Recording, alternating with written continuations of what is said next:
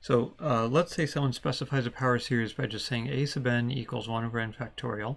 Let's write out the power series in this plus this plus this notation without the sigma notation.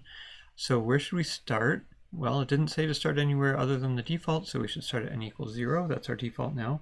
So a sub 0 would be 1 over 0 factorial. And we could write an x to the 0, but we don't really have to. And then a sub 1 would be 1 over 1 factorial, x to the 1. Again, we don't really have to write the to the 1, but I'm just trying to make the analogy here. If there's an n here, then there's an n on the power of x.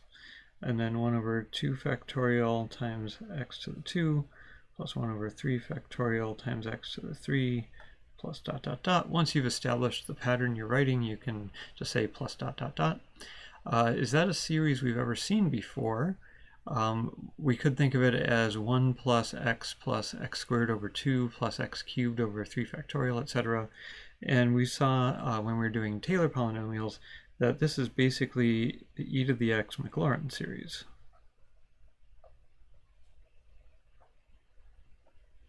So that's a quick demonstration of one of our favorite power series in the entire universe. Let's do another one that's a lot more intricate, but also turns out to be a familiar face. So let's say a sub 2n equals negative 1 to the n divided by 2n factorial. Now this one gets a little interesting. Let's say, well, n starts at 0, right? So what's the n equals 0 term?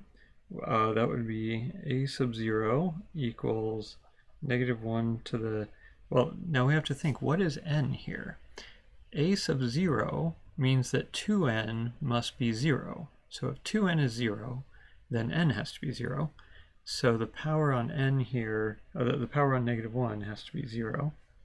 And then divided by 2n, well, we had a 2n here, so that's 0. So divided by 0 factorial. Okay, so far. Let's leave a little space and come down here and say at n equals 1, what is going on here? It would be a of 2 times 1. So that would be a of 2. And that would be negative 1. What is n? If 2 is 2n, n is 1, we kind of already wrote that, divided by 2n factorial, 2n here is 2, so 2 factorial. So I have an a sub 0 and I have an a sub 2, but I don't have an a sub 1. What should we do? So we could write a sub 1 equals question mark. What would n have to equal? If I was to fill out a sub 1, n would have to equal a half, but n is only allowed to be integers. So we'll put n equals a half, question mark, question mark, question mark. So this formula, because 2n can only ever be even, is not specifying an a sub 1. So what is a sub 1? If it's never specified, it defaults to 0.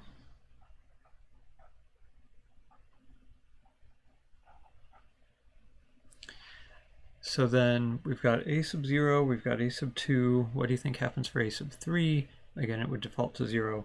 So we'll go on to the next one. N equals 2 would be a sub 4. That would be negative 1. And then this n equals 2 tells me what to write there. So it would be 2 over 2n factorial. 2n is this 4. So I have that. What would a sub 3 be? Again, it would default to 0. So we'll say a3 defaults to 0.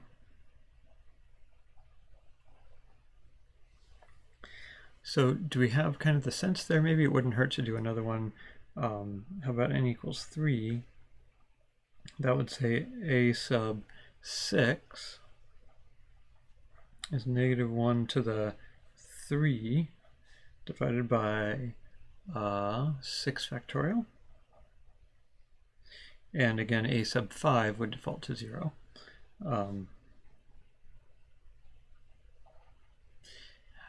So the interesting thing here that's going on is we're getting the even numbers in the denominators for doing factorial, but the -1 to a power is alternating odd and even.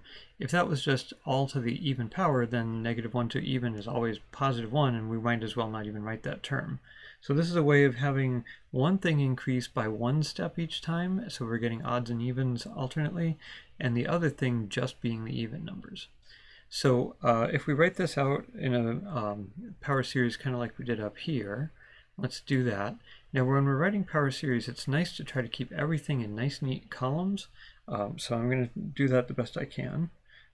First here we'll say etc., right? This goes on forever. So our power series, let me write the generic version first. A0 times x to the 0 plus a1 times x to the 1 plus a2 times x squared plus a3 times x to the third plus a4 times x to the fourth plus a5 times x to the 5. I think we get the pattern there. The reason I wanted to do this 6 is because when you have 2 and you get a 4, it's not clear, are you doing that because you're squaring the 2 or multiplying it by 2? We know we're multiplying it by 2 because it says that here, but I just wanted an example with the 3 where it's clear we're multiplying by 2, we're not just squaring the 3. So that's our starting writing out the power series. And then a0, if we look back up here, was -1 to the 0 over 0 factorial. What does that turn out to be? That's just -1 to the 0 is +1, and then 0 factorial is 1, not 0, so we're not dividing by 0. So this is just 1. And then this one ends up being -1 divided by 2. And then this one ends up being +1 divided by 4 factorial.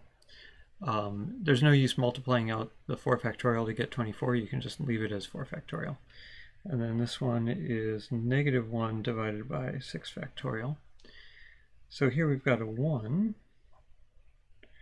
and x to the 0 is just 1. You could write it in there, or you could leave it out. And then what's this term? A sub 0 is, a sub 1 is 0, so you could just write a big old 0 there. And then this one is -1 over 2, or you could say 2 factorial x squared plus another big old 0 plus 1 over 4 factorial x to the 4th plus 0 plus ... So there we've written out the power series that was specified by this formula. So do we notice, have we ever seen this before? We have. That's the cosine x Maclaurin series.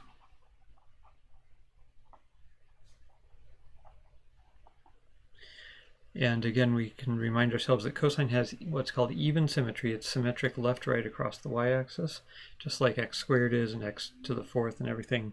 So it kind of makes sense that we're seeing only the even powers of x here, because then each of those will have even left-right symmetry or even symmetry.